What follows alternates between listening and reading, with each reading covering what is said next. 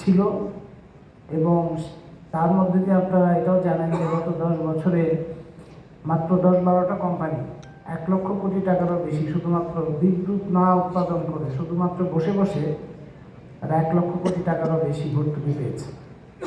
এবং এলএনজি নির্ভরতা, আমদানি নির্ভরতা, বিদেশি ঋণ নির্ভরতা, এগুলোই কয়লা নির্ভরতা, এগুলো পারমাণবিক কয়লার উপরে বেশি গুরুত্ব আরোপ, এগুলি করতে গিয়ে পুরো জ্বালানি বিদ্যুৎ খাত একটা বড় দীর্ঘমেয়াদী বিপর্যয়ের মধ্যে পড়েছে।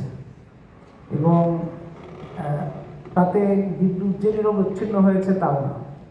আজকে উপস্থাপনায় আপনার ভারতের উপর নির্ভরশীলতার কথা শুনলেন। আমরা আদানি, তারপরে বিদ্যুৎ আমদানি, এগুলো সব সহ প্রায় শতকরা প্রায় 20 ভাগের মতো এখন হয়ে যাচ্ছে, মানে 5 ভাগের 1 ভাগ ভারতের উপর নির্ভরশীলতা। এটা একটা বড় ধরনের জাতীয় নিরাপত্তার সমস্যা।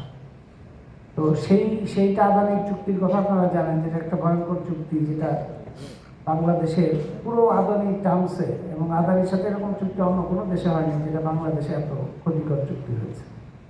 তো এগুলো গত 15 বছরে হয়েছে, এবং গত 15 বছরে অনেক রকম আন্দোলনও হয়েছে। তার আগে ফুলবাড়ি আন্দোলনের কথা আপনারা জানেন।